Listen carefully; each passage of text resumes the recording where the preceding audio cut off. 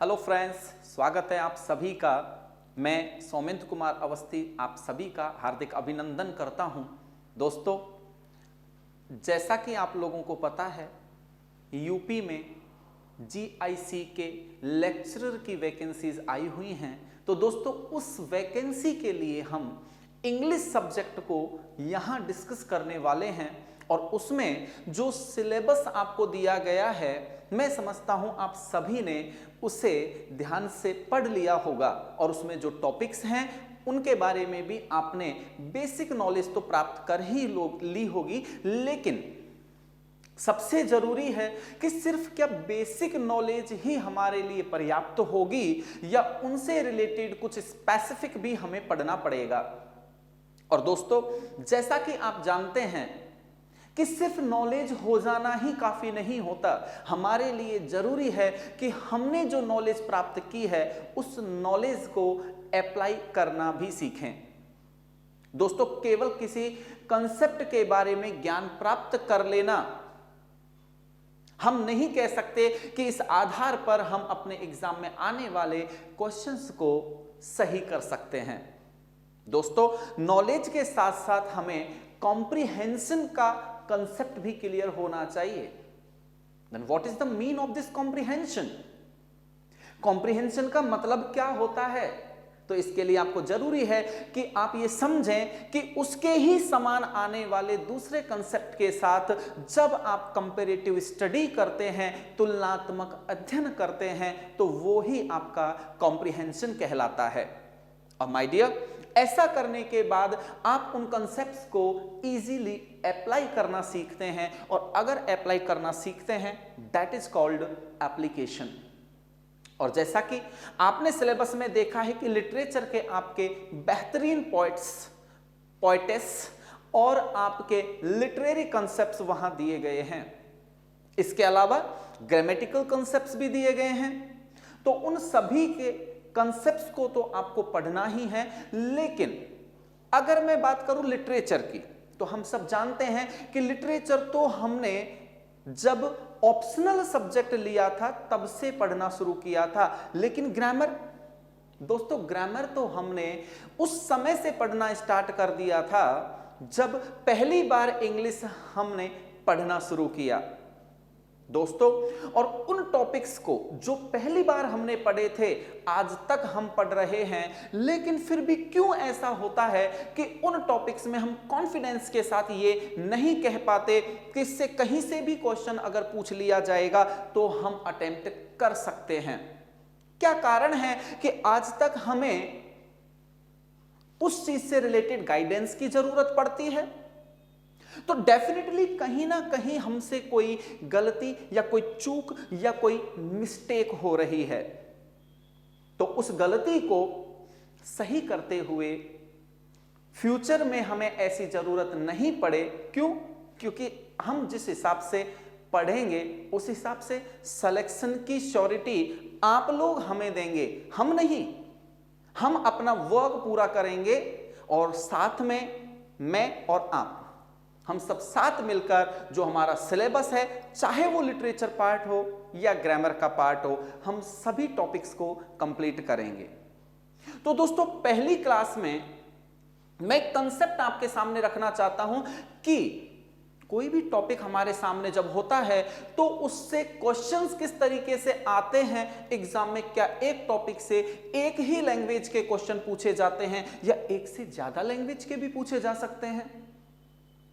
तो दोस्तों, जितने भी टाइप से क्वेश्चंस पूछे जा सकते हैं उन सब के बारे में डिस्कशन करेंगे हम। जैसे कंसेप्ट मैं आपको बताऊं कि यहां हम अगर बात करने लगे किसकी, सॉनेट। एक बेसिक कंसेप्ट से मैं शुरुआत कर रहा हूं, बेसिक कंसेप्ट से आपको बता रहा हूं। वो इसलिए कि ये ऐसा कंसेप्ट है, ऐसा लिटरेरी टर्म है जो हम शुरू से पढ़ते आते हैं। यानी सोनेट की जानकारी हमें सबसे पहले लिटरेचर की अगर जानकारी दी जाती है तो उसमें सोनेट की जानकारी जरूर दी जाती है। अब सोनेट क्या है ये हम पढ़ते आए हैं, तो क्या आप सोनेट के बारे में हकीकत में सब कुछ जानते हैं? क्या आप दावे के साथ में ये कह सकते हैं कि एग्जाम में जो क्वेश्चंस इससे पूछे जा सकते हैं, यानी कैसे भी आप क्वेश्चन पूछ लीजिए सर हम जवाब दे सकते हैं, क्या आप दावे के साथ कह सकते हैं? क्यों? जबकि इतने दिनों से हम इसे पढ़ रहे हैं। पहली बार लिटरेचर की जानकारी जब हमें हुई थी तो ये टॉपिक हमने पढ़ना शुरू कर दिया था।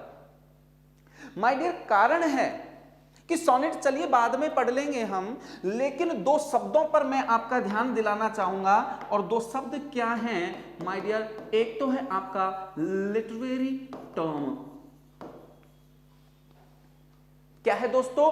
Literary term. और माय डियर, ऐसा ही एक कंसेप्ट होता है आपका फिगर ऑफ स्पीच। एक है लिटरेरी टर्म और दूसरा है फिगर ऑफ स्पीच। तो माय डियर, दोनों की चर्चा जब की जाती है, विद्यार्थी जब पूछते हैं what is the difference between literary term and figure of speech, तो जनरल लोगों का जवाब होता है there is no difference, both are same. दोनों में कोई अंतर नहीं है, सेम है। लेकिन my dear, there is a great difference between literary term and figure of speech. और वो क्या डिफरेंस है, ये आप रूल्स के अकॉर्डिंग ना पढ़ के आप अपने ज्ञान का ही प्रयोग करके समझिए। कैसे? जैसे कि माय डियर यहां वर्ड लिखा हुआ है literary, this word is similar to literature. ये वर्ड किससे सिमिलैरिटी रखता है? लिटरेचर से। और माय डियर, लिटरेचर से संबंधित टर्म्स जो होती हैं वो कहलाती हैं लिटरेरी टर्म। समझिएगा इसको ध्यान से। लिटरेचर से संबंधित terms, the terms that are related to literature are called literary terms. ऐसे टर्म्स जो लिटरेचर से संबंधित होती हैं क्या कहलाती हैं? लिटरेरी टर्म्स कहलाती हैं। Then what is figure of speech? My dear, यहां हम इस शब्द से हेल्प लेते हैं, स्पीच। आप सब जानते हैं हिंदी में अगर हम बोलें then what is the mean of speech? Speech का मतलब होता है भाषण देना, लेकिन हम इंग्लिश में ही अगर इसकी बात करें तो हम कहेंगे स्पीकिंग। क्या कहेंगे? स्पीकिंग। तो माय डियर, स्पीकिंग को बेहतर बनाने के लिए जिन फिगर्स की जरूरत होती है, जिन कॉन्सेप्ट्स की जरूरत होती है, those concepts are called figure of speech. आप कहेंगे सर कहना क्या चाहते हैं? अरे क्या बताना चाहते हैं? क्या मतलब निकलता है इसका? तो दोस्तों देखिए, दो व्यक्ति हैं, वो आपके सामने बात कर रहे हैं। किसी एक व्यक्ति के बारे में आप ये कहते हैं भाई क्या भाषा बोलता है, कितनी अच्छी लैंग्वेज का प्रयोग करता है, इतना मीठा बोलता है, ऐसी लैंग्वेज बोलता है कि सब प्रभावित हो जाते हैं। किसी व्यक्ति के लिए कहते हैं बहुत गंदी लैंग्वेज बोलता है। तो माय डियर, दोनों में आपने डिफरेंस किया, वो किस बेस पर किया? डेफिनेटली उन्होंने कुछ ऐसे वर्ड्स यूज किए होंगे जिनसे आपने उनकी लैंग्वेज को बेहतर और बदतर बनाया होगा या बताया होगा।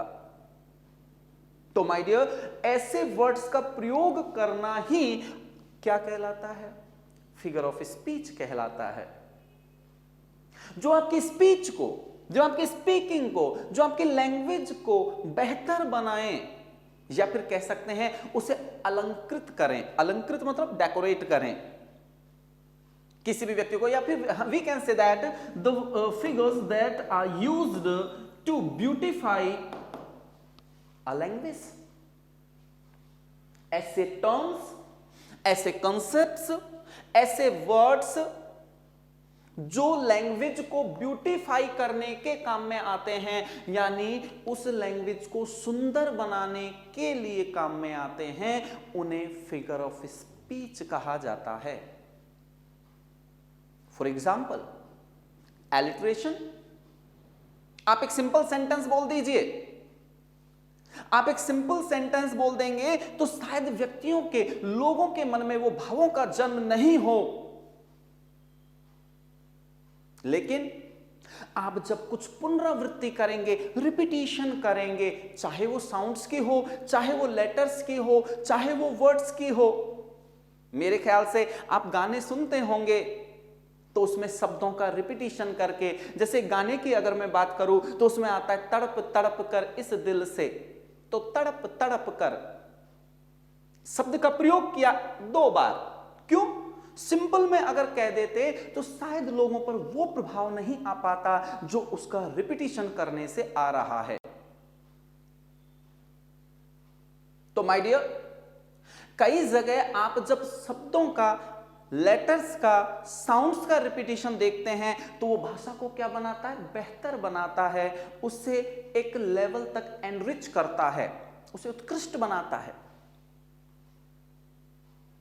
जैसे कि आप कई बार, मैं थोड़ा सा धार्मिक बातों पर अगर चर्चा करूं तो थोड़ा सा रिलीजियस बातों पर अगर चर्चा करते हैं तो आप अगर कभी देखेंगे, आपने अगर कभी पढ़ा है उसको तो ठीक है, आपको याद होगा, और नहीं है तो मेरे कहने से एक बार उसकी हेल्प जरूर लीजिएगा। जैसे हम हनुमान चालीसा का पाठ करते हैं तो उसमें या किसी भी आरती में किसी भी जगह पर हम जय जय जय 3 बार अगर बोलते हैं तो अलग प्रभाव नजर आता है, एक बार बोल देते हैं तो इतना प्रभाव शायद नजर नहीं आए बोलने में, लय बनाने में। तो माय डियर, जो भाषा को ब्यूटीफाई करते हैं, जो भाषा को बेहतर बनाते हैं, उन्हें क्या कहा जाता है, फिगर ऑफ स्पीच। और जो लिटरेचर को डिसाइड करते हैं या लिटरेचर के ही पार्ट्स होते हैं, these parts are called literary terms. Concept clear हो गया होगा मेरे ख्याल से कि दोनों में बेसिक डिफरेंस क्या है। जरूरी नहीं है कि आप फिगर्स ऑफ स्पीच का प्रयोग लिटरेचर में ही करो, आप अपनी डेली लाइफ में बोलने में भी इसका प्रयोग कर सकते हो, लेकिन लिटरेचर तो साहित्य है, वो एक अलग कंसेप्ट लेकर चलता है। लिटरेरी टर्म्स का प्रयोग लिटरेचर के लिए होता है, लेकिन फिगर ऑफ स्पीच का प्रयोग उस लिटरेचर को भी बेहतर बनाने के लिए किया जाता है, उत्कृष्ट बनाने के लिए, उसे इंटरेस्टिंग बनाने के लिए इनका प्रयोग होता है। तो माय डियर, दोनों में ही डिफरेंस है, जबकि जनरली हमें सुनने को मिलता है there is no difference between literary terms and figures of speech, लेकिन माय डियर दोनों में डिफरेंस है। तो माय डियर, मेन प्रॉब्लम क्या है कि हमें कुछ कंसेप्ट्स जो वास्तव में क्लियर करने चाहिए थे या करवाए जाने चाहिए थे, उन्हें अवॉइड करवा दिया गया आज तक। तो इस वजह से भी हमारे सामने समस्याएं आती हैं और हम जो कंसेप्ट हमें जैसे पढ़ने चाहिए या जैसे सीख जाने चाहिए थे वो हम नहीं सीख पाए। बिल्कुल वैसे ही जैसे सोनेट की मैं बात कर रहा था, ये एक लिटरेरी टर्म है क्योंकि सोनेट आपको आपके बोलने में कहीं काम में नहीं आएगी। आप अपने बोलचाल की भाषा में सोनेट का प्रयोग करते हो क्या, शब्द का, या इसके कंसेप्ट्स का प्रयोग करते हो क्या? नहीं। This term is related to completely literature, ये पूर्ण रूप से लिटरेचर से संबंधित है। So what is it, literary term और figure of speech? It is literary term.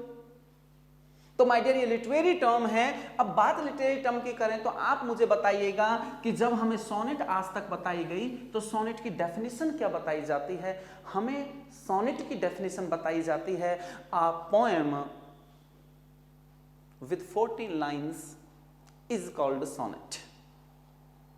14 lines वाली पोएम जो होती है वो सोनेट कहलाती है। लेकिन माय डियर, आपकी जानकारी के लिए मैं बता दूं, सोनेट के लिए लाइंस का होना कोई इंपॉर्टेंस नहीं रखता। कहने का मतलब है कि हर वो पोएम जिसमें 14 लाइंस हो वो सोनेट नहीं होती, और हर सोनेट में 14 लाइंस हो ऐसा भी जरूरी नहीं है। For example my dear, there is a type of sonnet that is called curtal sonnet. Curtal sonnet ये हम डिस्कस करेंगे। कर्टल सोनेट एक टाइप है सोनेट का। माय डियर, आप सोचिए इसमें कितनी लाइंस होंगी? आप जानते हैं, बहुत ही बढ़िया है, लेकिन अगर नहीं जानते तो मैं आपको बता देता हूं, 10.5 10.5 लाइन होती हैं कर्टल सोनेट में। माय डियर, एक टाइप और है सोनेट का, दांतेज सोनेट। और दांतेज सोनेट में माय डियर 20 लाइंस होती हैं। कितनी लाइंस होती हैं? 20 लाइंस होती हैं। तो माय डियर एक बात बताइए, ये भी तो सोनेट है, कर्टल सोनेट, दांतेज सोनेट, इनमें तो 14 लाइंस नहीं है, फिर भी आप इन्हें सोनेट कह रहे हो। तो इसका मतलब सोनेट के होने के लिए लाइंस की कोई इंपॉर्टेंस नहीं होती। My dear, for sonnet what is important then? तो फिर सोनेट के लिए क्या इंपॉर्टेंट है जो सोनेट का होना डिसाइड करता है? तो माय डियर, जितनी भी लाइंस आपके सोनेट में हैं कोई दिक्कत नहीं है, जितनी भी लाइंस आपके पोएम में हैं कोई दिक्कत नहीं है। पहली बात, वो लाइंस एम्बिक पेंटामीटर में होनी चाहिए। पहला कंसेप्ट, एम्बिक पेंटामीटर। पहला कंसेप्ट है एम्बिक पेंटामीटर में होनी चाहिए। व्हाट इज एम्बिक पेंटामीटर, ये हम डिस्कस करेंगे जब इसको डिटेल में समझेंगे। माय डियर, पहला concept, for a sonnet lines must be related to iambic pentameter. वैसे आपको मैं बता दूं, मीटर यानी जो आपके छंद होते हैं या कह सकते हैं कि लय बनाने के लिए जो टर्म्स हैं उनसे संबंधित है। And this word penta means 5। आप इन टर्म्स को जानते हैं। मोनो मीन्स सिंगल, डाई और बाई मीन्स डबल, ट्राई यानी 3, क्वाड्रा मीन्स 4, पेंटा मीन्स 5, देन पेंटामीटर। तो 5 पद जो होते हैं उनसे संबंधित होता है पेंटामीटर। देन व्हाट इज एम्बिक, तो ये आपके मीटर की कैटेगरी है जो हम आगे डिस्कस करेंगे, जिससे कि हमें सोनेट अच्छे तरीके से समझ में आए। लेकिन सोनेट के लिए बेसिक कंसेप्ट जो है, पहला कंसेप्ट, लाइंस की कोई इंपॉर्टेंस नहीं होती। इंपॉर्टेंस होती है सबसे पहली संबंधित किससे, एम्बिक पेंटामीटर से। सोनेट के लिए लाइंस का किस में होना जरूरी है, एम्बिक पेंटामीटर में होना जरूरी है। And my dear second, parts in which lines are divided, lines are divided, यानी जो लाइंस आपको दी गई हैं कितनी भी हो कोई फर्क नहीं पड़ता, आपके 10.5 हो, 14 हो या 20 हो, उन लाइंस को जिन पार्ट्स में डिवाइड किया जाता है उन पार्ट्स के अकॉर्डिंग आपकी सोनेट डिसाइड होती है। पार्ट्स मींस, पार्ट्स आप जानते हैं आप सोनेट के बारे में कि आपके एक सोनेट है उसके एक पार्ट को नाम दिया गया है क्या, ऑक्टेव। इसी प्रकार से एक सोनेट को नाम दिया गया है उसके पार्ट को सेस्टेट। सेस्टेट पार्ट इसका नाम है। उसके अलावा आप जानते क्वाट्रेन, क्या नाम है, क्वाट्रेन। और उसके अलावा में है आपका कपलेट। आपके ये पार्ट्स हैं जिनमें हम किसी पोएम को डिवाइड करते हैं। कौन कौन से पार्ट्स हैं, Octave, sestet, quatrain and couplet. आपके 4 पार्ट्स हैं और इनमें से अगर किसी भी पार्ट का प्रयोग आपकी उन लाइंस को डिवाइड करने के लिए किया गया है, if we use any part from this to divide a poem, that poem is called sonnet. तो वो पोएम ही माय डियर सोनेट कहलाती है। तो आपको मेन पॉइंट्स ध्यान रखने हैं। टू डिसाइड अ सोनेट और to identify a sonnet, what is necessary, क्या है जरूरी, लाइंस और iambic pentameter. You have to say iambic pentameter. Lines are not important to identify a sonnet. Lines की कोई जरूरत नहीं है सोनेट को आइडेंटिफाई करने में। And my dear, the next concept is parts in which these lines are divided, यानी वो पार्ट्स जिनमें उन लाइन को डिवाइड किया गया है वो भी सोनेट डिसाइड करते हैं। माय डियर, ये आपका कंसेप्ट है। मैं आपकी जानकारी के लिए बता दूं, हम सोनेट को थोड़ा डिटेल में जब पढ़ेंगे तो उसमें आपको सोनेट की जो बेसिक टाइप्स पता है वो तो है ही, इसके अलावा हम और भी टाइप्स पढ़ेंगे क्योंकि आपके सिलेबस में सिर्फ टॉपिक के रूप में सोनेट दिया गया है। उसने ये नहीं कहा है कि हम सिर्फ इन स्टाइल्स में से ही क्वेश्चन पूछेंगे। माय डियर, सोनेट पूरा टॉपिक दे रखा है, इट मींस कहीं से भी क्वेश्चन पूछा जा सकता है। तो माय डियर, इंग्लिश सोनेट और इटालियन सोनेट तो आप पढ़ते ही हैं, जिन्हें आप इसी प्रकार से शेक्सपियरियन सोनेट और पेट्रार्कन सोनेट भी बोलते हैं। पेट्रार्कन सोनेट को क्लासिकल सोनेट भी बोला जाता है और आप मिल्टनिक सोनेट भी उसे बोलते हैं, ये तो आप जानते ही हैं। माय डियर, इसके अलावा कर्टल सोनेट भी हमारे यहाँ है, स्पेंसरियन सोनेट भी होती है, क्राइबिन सोनेट भी होती है और इसके अलावा दांतेज सोनेट भी होती है। और इन सब की अपनी अपनी इंपॉर्टेंस है और खुद के कैरेक्टरिस्टिक्स हैं, तो उन्हें समझना जरूरी है, तभी हम सोनेट से आने वाले क्वेश्चंस को सही कर पाएंगे एक गारंटी के साथ। क्यों? क्योंकि सब कुछ जब हम स्टडी कर चुके होंगे तो क्वेश्चन कैसे भी पूछ ले वो कोई फर्क नहीं पड़ता। You have to study the rhyme scheme also. Sonnet, हर सोनेट की क्या क्या राइम स्कीम होती है, वो राइम स्कीम भी आपको पढ़नी होगी। सोनेट के अंदर क्या आपके एक्स्ट्रा कॉन्सेप्ट छुपे हुए होते हैं, वो भी हम डिस्कस करेंगे। तो माय डियर, इस हिसाब से आप सोनेट को डिटेल में समझेंगे, लेकिन मैं चाहता हूं कि इस क्लास में पहले मैं उन कॉन्सेप्ट्स को डिस्कस कर लूं आपके साथ जो हमें गलत तरीके से आज तक बताए गए, क्योंकि पहले गलत को एलिमिनेट हम करेंगे, उसे हटाएंगे हमारे दिमाग से, तभी जाकर सही के लिए दिमाग में जगह बन पाएगी और तभी हम सही कॉन्सेप्ट्स को ढंग से पढ़ पाएंगे। माय डियर, जैसा कि सोनेट की अगर हम बात करें कि who was the inventor of sonnet, sonnet का इन्वेंटर कौन था, या फिर हम कहें who introduced the style sonnet, sonnet style को किसने इंट्रोड्यूस किया था? तो माय डियर, ज्यादातर कैंडिडेट जो हैं वो एक ही पॉइंट कहते हैं कि सोनेट को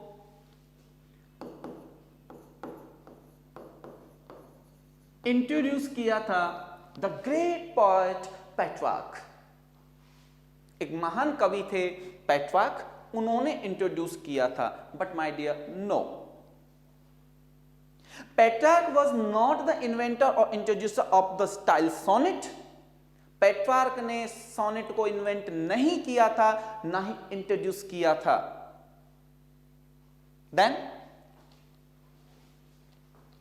किसने तो इसे इन्वेंट किया था और फिर फादर ऑफ सोनेट पेट्रार्क को क्यों बोला जाता है? आपसे क्वेश्चन कभी पूछ लिया जाए who is the father of sonnet, then we have to say Petrarch. अब ये कंफ्यूजेबल कंसेप्ट यहां आता है। एक तरफ मैंने कहा Petrarch was not the inventor और introducer of the style sonnet, then why do we call father of sonnet is Petrarch? अगर पेट्रार्क ने इसको इन्वेंट किया ही नहीं था तो पेट्रार्क को फादर क्यों कहा जाता है? तो माय डियर, क्या फादर वर्ड इन्वेंटर के लिए ही हमेशा काम में आता है, इंट्रोड्यूसर के लिए ही काम में आता है? क्या फादर शब्द जो है वो जन्मदाता के लिए ही काम में आता है? मेरा मानना है नहीं। फादर वर्ड हम एक गाइड के रूप में भी यूज करते हैं, या संरक्षक के रूप में हम यूज करते हैं, गार्जियन के रूप में यूज करते हैं, या फिर कह सकते हैं जिसने सबसे ज्यादा उस चीज का प्रयोग किया हो, that is also called father. आप इस फादर वर्ड को अगर डिक्शनरी में देखेंगे, ढंग से इसकी मीनिंग को देखेंगे, इसका एनालिसिस करेंगे, तो आपको इसके कई मीनिंग समझने को मिलेंगे, कई मीनिंग देखने को मिलेंगे। तो माय डियर, अगर हमसे क्वेश्चन पूछा जाता है who is the father of sonnet, then we have to say Petrarch is the father of sonnet. लेकिन अगर हम कहें, एक क्वेश्चन पूछा जाए who was the inventor of sonnet, sonnet का इन्वेंटर कौन था, जिसने इसे इन्वेंट किया था, जन्म दिया था? तो माय डियर, ध्यान दीजिएगा, the great poet Lentini was the inventor of this style. My dear, एक पोएट थे लेंटिनी, उन्होंने इसे इजाद किया था, इसका निर्माण किया था। The poet Lentini was related to the court of great king Frederick II। महान राजा रोमन सम्राट जो थे फ्रेडरिक II जो थे, उनसे संबंधित थे, उनके दरबार से संबंधित थे ये, उनके दरबारी कवि थे ये। और एक्चुअली अगर मैं बात करूं, Lentini was related to Sicily. Sicily आप जानते होंगे, सिसिली इटली में एक जगह है, एक आइलैंड का नाम है, तो इस सिसिलियन कवि कहलाते हैं। और इसीलिए माय डियर ध्यान रखिएगा, Lentini was also the founder of Sicilian school of literature. Lentini Sicilian school of literature के भी फाउंडर थे। तब फ्रेडरिक II ने इनकी हेल्प की थी या उनसे बहुत प्रभावित थे, तो इनको सपोर्ट किया था और तब इन्होंने एक स्टाइल को जन्म दिया, that is called sonnet at this time.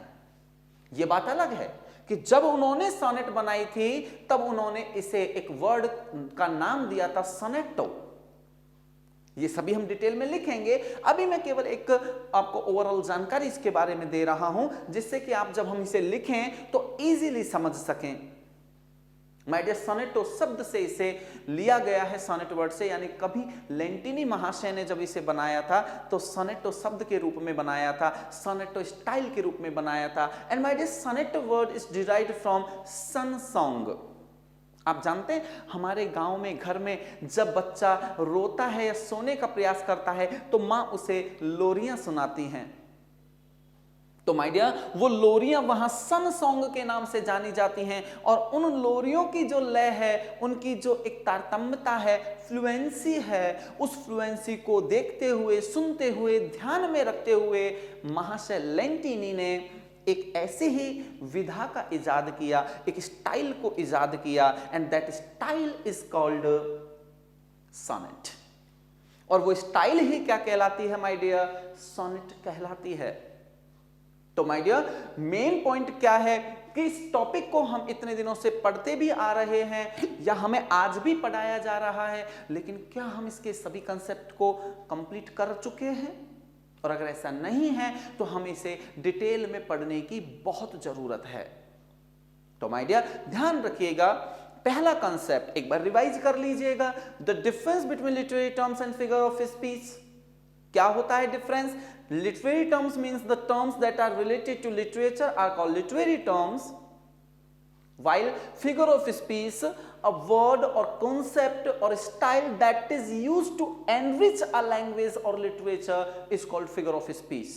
यानी जो किसी लैंग्वेज को या लिटरेचर को एनरिच करने के, उत्कृष्ट बनाने के, बेहतर बनाने के काम में आते हैं, बोलचाल की भाषा को बेहतरीन बनाने के काम में आते हैं, हमारी स्पीकिंग को मॉडिफाई करने के काम में आते हैं, उन कंसेप्ट्स को ही कहा जाता है क्या? Figure of speech. Clear concept? चलिए फिर इसके बाद में हमने पढ़ा कि सोनेट, हमने जो आज तक पढ़ा उसमें ये पढ़ा a poem with 14 lines is called sonnet, but it is not completely true because for a sonnet lines are not important. एक सोनेट के लिए लाइंस इंपॉर्टेंट नहीं होती। Then what is important to indicate और टू आइडेंटिफाई अ सोनेट? एक sonnet को identify करने के लिए क्या है जरूरी? तो माय डियर, मैंने बताया आपको पहला कंसेप्ट उन लाइंस का, चाहे वो 14 हो, चाहे 10.5 हो और 20 लाइंस हो, we have to use these lines in iambic pentameter. हमें इन्हें एम्बिक पेंटामीटर में यूज करना होगा। And the next one is the parts in which these lines are divided. अगर मान लीजिए इन लाइंस को आप, इन लाइन में से चाहे 20 लाइंस है उनमें से आप ऑक्टेव अगर आपको कहीं मिल जाता है तो it means these lines are related to the style sonnet. Sestet मिल जाता है तो भी वो सोनेट है, क्वार्टिन मिल जाता है तो भी सोनेट है, एंड कपलेट अगर है तो भी वो सोनेट ही कहलाएगा। एम्बिक पेंटामीटर प्लस दीज पार्ट्स दोनों मिलकर ही निर्माण करते हैं, दोनों मिलकर ही बनाते हैं किस स्टाइल को? माय डियर, सोनेट को।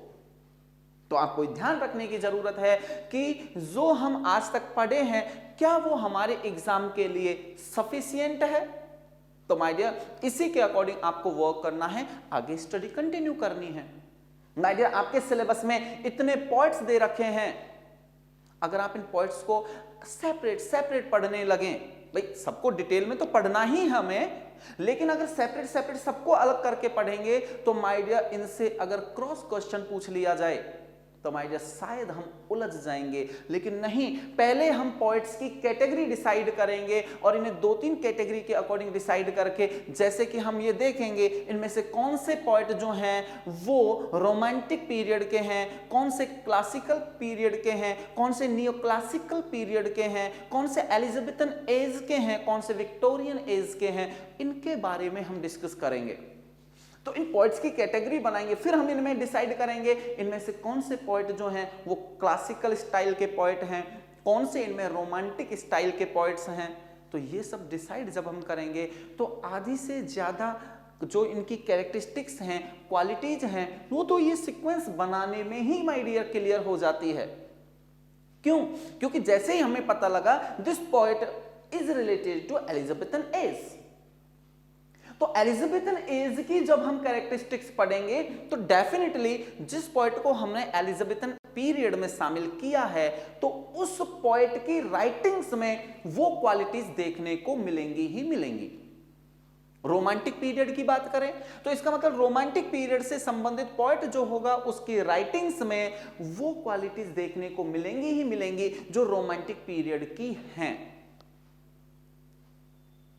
माय डियर, प्योरिटन एज में अगर मान लीजिए हम प्योरिटन पीरियड की बात करें तो उसके दौरान उससे संबंधित जो पोएट्स थे वो प्योरीफाई, जब उन्होंने क्या करना शुरू किया, अपने आप को, अपने लिटरेचर को, जब बहुत ज्यादा लिटरेचर क्या होने लग गई, एक बदतर स्थिति में पहुंचने लग गई कि कोई जिसकी मर्जी होती वैसा कुछ भी लिख देता, या बहुत ही बदतर स्थिति, उसकी बहुत ही घटिया किस्म के लिटरेचर लिखी जाने लगे, तो महसूस हुआ कि नहीं ये तो लिटरेचर की क्वालिटी को, लिटरेचर के इंटरेस्ट को, लिटरेचर की एक जो इमेज है उस इमेज को ही खत्म कर रहा है।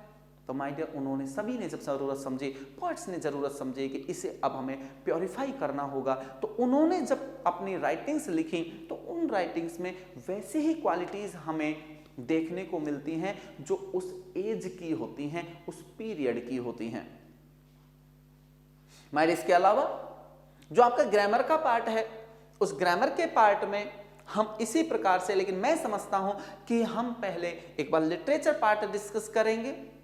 लिटरेचर पार्ट डिस्कस करने के साथ ही, जिससे कि लिटरेचर के पार्ट को थोड़ा सा हम अलग स्टाइल से पढ़ के और बेहतर कर सकें, साथ के साथ में जैसे ही हमारे लिटरेचर के पार्ट होते चलेंगे हम इससे संबंधित एक्सरसाइज करते हुए चलेंगे, जिससे कि हमारा लिटरेचर पार्ट इजीली क्लियर हो जाए। फिर हम ग्रामर पार्ट को करेंगे, क्योंकि ग्रामर पार्ट मैं समझता हूं कि विद इन फ्यू आवर्स जो हर टॉपिक से संबंधित होता है उसे हम विद एक्सरसाइज इजीली कंप्लीट कर सकते हैं, लेकिन लिटरेचर के लिए हमें समय की जरूरत होगी।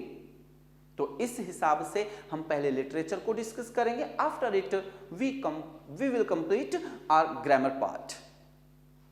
तो उसके बाद हम अपने ग्रामर पार्ट को कंप्लीट करेंगे, ठीक है। तो माय डियर, जैसे हम बात कर रहे थे सोनेट की, इसी हिसाब से जो दूसरे लिटरेरी टर्म्स आपके हैं, एपिक क्या है, बैलेड क्या है, तो इनके बारे में भी हमें डिस्कशन करना है। लेकिन चूंकि मैंने आपके सामने सोनेट वर्ड स्टार्ट कर दिया है, लिटरेरी टर्म स्टार्ट कर दिया है, हम पहले इसी के बारे में कंप्लीट कंसेप्ट को डिस्कस करेंगे, तभी जाकर हम अब अपने अगले कंसेप्ट को कंप्लीट करेंगे। तो हम एक सीक्वेंस वाइज, पहले हम एक लैंग्वेज के रूप में इसे लिखेंगे, फिर मैं आपको इसे एक डायग्राम के रूप में भी बताऊंगा कि जैसे कि सोनेट है, इसको कितने भागों में बांटा जाता है, तो इसको किसने इन्वेंट किया, उस हिसाब से हम एक डायग्राम बनाएंगे, जिससे एक डायग्राम को देखते ही आपको तुरंत सारे कंसेप्ट क्लियर हो जाए। फॉर एग्जाम्पल, कैसे, जैसे कि हम सोनेट की बात करें, तो सोनेट की बात करेंगे तो हम कहेंगे कि ये जो वर्ड लिखा गया है, ये लिखा गया है किससे, सोनेटो वर्ड से लिया गया है। And sonetto means sun song. Sonetto is related to sun song. फिर इसके बाद में हम लिखेंगे यहां कि इन्वेंटेड बाय लेंटिनी। किसके द्वारा इन्वेंट किया गया था? ये लेंटिनी के द्वारा इन्वेंट किया गया था। तो माय डियर, आप फिर कहेंगे तो सर पेट्रार्क को फिर फादर ऑफ सोनेट क्यों कहा जाता है? My dear, Petrarch was the first famous poet who used this style in his writings. जिन्होंने अपनी राइटिंग्स में सबसे ज्यादा इसका प्रयोग किया पहली बार लेंटिनी जी ने इन्वेंट किया। इन्होंने कुछ एक इसके एग्जाम्पल अपनी राइटिंग्स में लिखे, इन्वेंट तो हो ही चुकी थी ना, लेकिन फॉर एग्जाम्पल इसको ऐसे समझिए, आज आप मुझे बताएंगे कि एरोप्लेन का आविष्कार किसने किया? तो माय डियर, आप कहेंगे राइट बंधु। राइट बंधु कहते हैं आप, राइट ब्रदर्स कहते हैं। अब उन्होंने इसका इन्वेंशन किया, तो क्या आज के समय पर जिस टाइप के एरोप्लेन चल रहे हैं, जिस टाइप के एरोप्लेन हैं, जैसे स्टाइल के, जैसे उनका मॉडल है, क्या उन्होंने भी ऐसे ही मॉडल के प्लेन का आविष्कार किया था? मेरे ख्याल से आपका जवाब होगा नहीं। तो माय डियर बाद में मॉडिफाई करके आप उसका कितना प्रयोग कर रहे हैं, किस प्रकार से मॉडिफाई कर रहे हैं, करते रहिए। श्रेय उसके इन्वेंशन का उसी को जाएगा जिसने पहले समय में यानी सबसे पहले उसको इजाद किया या उसका आविष्कार किया। तो माय डियर सबसे पहले कह सकते हैं सोनेट स्टाइल को किसने यूज करना शुरू किया था, लेंटिनी ने, इसीलिए इनको इसका इन्वेंटर और इंट्रोड्यूसर कहा जाता है। It means who introduced the style sonnet then Lentini. तो फिर फादर उनको कहा जाता है, क्यों? क्योंकि वो सबसे पहले ऐसे कवि थे जो फेमस हुए और इस स्टाइल का जिन्होंने सबसे ज्यादा प्रयोग किया। तब तक किसी ने प्रयोग इतना नहीं किया था जितना कि पेट्रार्क जी ने किया था, या फिर कह सकते हैं जो ग्रेट पोएट पेट्रार्क हैं उनको इस स्टाइल को फेमस करने का श्रेय जाता है। इस स्टाइल को फेम किसने दिलवाई? The great poet Petrarch. और पेट्रार्क ने इनको फेम दिलवाई है इस स्टाइल को, इसलिए उनको सम्मान देने के लिए, रिस्पेक्ट देने के लिए उनके नाम पर हमने इसका नाम रखा पेट्रार्कन सोनेट, और इसीलिए उनको इसका फादर भी कहा जाता है। क्लियर? तो माय डियर यही बात हमें समझनी है कि फादर का मतलब जन्मदाता ही नहीं होता। अब आप मुझे बताइए पेट्रार्कन सोनेट, इटालियन सोनेट को क्या आप मिल्टोनिक सोनेट नहीं बोलते? तो मिल्टोनिक सोनेट अगर आप बोलते हैं तो मिल्टोनिक सोनेट उनके नाम पर रखी गई है, तो हम क्या मान लें कि मिल्टन ने भी इसका इजाद किया है? नहीं, मिल्टन आप जानते हैं, आपके सिलेबस में भी है जॉन मिल्टन, और आप जानते हैं कि मिल्टन ऐसे पोएट थे जो अपने उम्र की, जो एक आइडल उम्र हम मानव की बताते हैं, उसके आधी से भी कम उम्र 44 इयर्स की एज में कंप्लीटली ब्लाइंड हो गए थे। जैसा कि वो अपनी एक सोनेट जो है पेट्रार्क इटालियन स्टाइल की सोनेट है ऑन हिज ब्लाइंडनेस, उसमें बताते भी हैं, इस चीज का जिक्र करते हैं कि वो लगभग कौन सी एज में अंधे हुए थे। तो वो कहते हैं when I consider how my light was spent ere half my days in this dark world and white। ये उनके ऑन हिज ब्लाइंडनेस की पहली और दूसरी लाइन है, when I consider how my light is spent, कि मेरी लाइट कैसे स्पेंट, यानी लाइट यानी आंखों की ज्योति कैसे खर्च हो गई, कैसे खत्म हो गई। Ere half my days, ere means यानी उन्होंने शॉर्ट में लिखा था that is related to before half my days, my days, my days means मेरी उम्र जो है उसके हाफ माई डेज, आधी उम्र से भी बिफोर, पहले ही। तो माय डियर आधी उम्र 100 की कितनी होती है? आइडल उम्र हम मानते हैं 100, 100 की आधी 50, 50 से भी पहले वो अंधे हो गए थे। तो उनके 44 इयर्स की एज में जब वो अंधे हुए थे तो उन्होंने अंधे होने के बाद में बहुत सारी ऐसी रचनाएं की जिसमें इस स्टाइल का प्रयोग किया था। और इसके अलावा आप खुद जानते हैं पैराडाइज लॉस्ट, उन्होंने एक बेहतरीन महाकाव्य का निर्माण भी किया, उसकी रचना की। और इसलिए ऐसे महान कवि को जिसने अपने साथ उस घटना को अपनी इस टैलेंट में, अपने कार्य में, अपनी राइटिंग्स में बाधा नहीं बनने दिया, बल्कि और भी बेहतरीन रचनाएं उन्होंने की। तो इसलिए ऐसे व्यक्ति को सम्मान देना तो बनता ही है, और ऐसे व्यक्ति को सम्मान देने के लिए माय डियर हमने इस स्टाइल का नाम मिल्टोनिक स्टाइल भी रखा। और चूंकि ये स्टाइल सबसे पहले बनाई थी किसके द्वारा? लेंटिनी के द्वारा बनाई गई थी, और इनके द्वारा जब ये बनाई गई थी तो इसलिए इसको क्लासिकल स्टाइल भी कहते हैं। क्या कहते हैं my dear? Classical style of sonnet. Sonnet की क्लासिकल स्टाइल भी कहा जाता है। तो इटालियन स्टाइल कह दीजिए, सिसिलियन स्टाइल कह दीजिए, क्योंकि लेंटिनी कहां से संबंधित थे? सिसिलियन से, सिसिलियन स्कूल ऑफ लिटरेचर से थे, जो सिसिली में थी, सिसिली आइलैंड पे थी। तो इसीलिए उसको सिसिलियन सोनेट भी कह दीजिए, कोई फर्क नहीं पड़ता। इटालियन सोनेट कह दीजिए, कोई फर्क नहीं पड़ता। आप अगर इसे क्लासिकल स्टाइल कह देंगे तो भी बात वही है, पेट्रार्कन स्टाइल कह देंगे तो भी बात वही है, और अगर मिल्टोनिक कह देंगे तो भी बात वही है। तो माय डियर ये सभी के सभी जो नाम हैं एक ही स्टाइल के हैं, और उस स्टाइल में आपके कितनी लाइंस होती हैं? 14 लाइंस होती हैं। कितनी लाइंस होती हैं? 14 लाइंस होती हैं, ठीक है। और इन 14 लाइंस को 2 पार्ट्स में डिवाइड किया जाता है। एक तो है ऑक्टेव और एक है आपका sachet. Octave, that is derived from the word octa, it means 8 lines. 8 lines जब ऑक्टेव में आ ही गई हैं तो 14 में से 8 जब एक तरफ हो जाएंगी तो माय डियर 6 लाइन्स आपके एक तरफ होंगी। अब आपको यह भी समझना है इस सोनेट में कि 8 लाइन्स और 6 लाइन्स कैसे आपने मानी। तो इसका एक जवाब तो है अकॉर्डिंग टू राइम स्कीम। पहला जवाब तो है rhyme scheme, but only rhyme scheme मान लीजिए आपको ऑप्शन में दिया ही नहीं गया है तो फिर क्या करेंगे, क्वेश्चन छोड़ के आ जाएंगे? नहीं माय डियर, अगर आप राइम स्कीम वहां ऑप्शन में नहीं है तो आप जानते हैं 8 और 6 लाइंस को जो हम डिवाइड करते हैं वो according to the mood of the writer के अकॉर्डिंग भी डिवाइड करते हैं। मूड ऑफ द राइटर, आप जानते हैं शुरुआती 8 लाइंस में वो पर्सन बहुत ही ज्यादा निराशावादी बातें करता है और नेक्स्ट 6 लाइंस में वो बहुत ही आशावादी बातें करता है, पेसिमिज्म और ऑप्टिमिज्म की बात वो करता है। तो उसके अकॉर्डिंग भी हम इन लाइंस को डिवाइड करते हैं।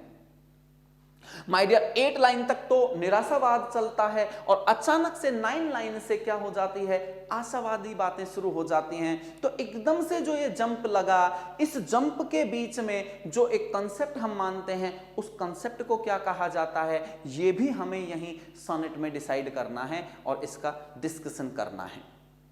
तो माय डियर सोनेट जैसा सुनने में लगता है, हमें बड़ा इजी लगता है कि सोनेट एक ऐसा कंसेप्ट है, हम आज तक क्लियर कर लेते हैं 14 lines poem is called sonnet. लेकिन माय डियर ये इतनी भी छोटे तरीके से पढ़े जाने वाली एक कंसेप्ट नहीं है, एक लिटरेरी टर्म नहीं है। इसे बहुत ही बेहतरीन तरीके से पढ़ा जाना चाहिए और इसके हर कंसेप्ट को ढंग से ही क्लियर किया जाना चाहिए। तो माय डियर तभी जाकर हमारा लिटरेचर का कॉन्सेप्ट क्लियर होगा। Because to complete John Milton we have to study this style. John Milton को कंप्लीट करने के लिए हमें इसे पढ़ना पड़ेगा, शेक्सपियर को कंप्लीट करने के लिए हमें इसे पढ़ना ही पड़ेगा। सोनेट अगर नहीं पढ़ी तो उनकी राइटिंग्स को ही नहीं समझ पाएंगे हम। तो माय डियर उनके लिए जरूरी है कि हम इसे बेहतरीन तरीके से और इस एक्सप्लेन करते हुए, इसका एनालिसिस करते हुए हम एक्सप्लेन करें और पढ़ें, तभी जाकर हम उन पॉइंट्स को भी समझ पाएंगे। तो माय डियर आप ध्यान रखिएगा, 2-3 पॉइंट्स हमने यहां लिखे। अब उसको लैंग्वेज के रूप में, ये डायग्राम मैंने यहां जो थोड़ा सा आपको बनवाया ये अलग है, वैसे ही है, मैंने सिर्फ एक हिंट के रूप में आपको बताया है। फिर इसके बाद में हम कहेंगे कि सिसिली में इसका जन्म हुआ। The first famous poet was Petrarch who is called father of sonnet, जो सोनेट के फादर भी कहे जाते हैं। फिर उसके बाद में हम कहेंगे इटालियन स्टाइल का नाम ये इसलिए है, ये इसलिए है और ये इसलिए है। फॉर एग्जांपल पेट्रार्कन सोनेट क्यों कहते हैं, पोएट पेट्रार्क की वजह से। मिल्टोनिक क्यों कहते हैं, जॉन मिल्टन की वजह से। और क्लासिकल क्यों कहते हैं, it is the oldest style of sonnet, sonnet की सबसे पुरानी स्टाइल है इसलिए इसको क्लासिकल सोनेट कहते हैं। और इटालियन क्यों, क्योंकि इटली में इसका जन्म हुआ। सिसिलियन क्यों, क्योंकि मेन रूप से ये सिसिलियन स्कूल ऑफ लिटरेचर से संबंधित थी, इसलिए इसको सिसिलियन स्टाइल भी कहा जाता है। आई थिंक कॉन्सेप्ट क्लियर कि इसे क्यों ऐसा कहा जाता है। तो ये सभी पॉइंट्स हमें समझने हैं।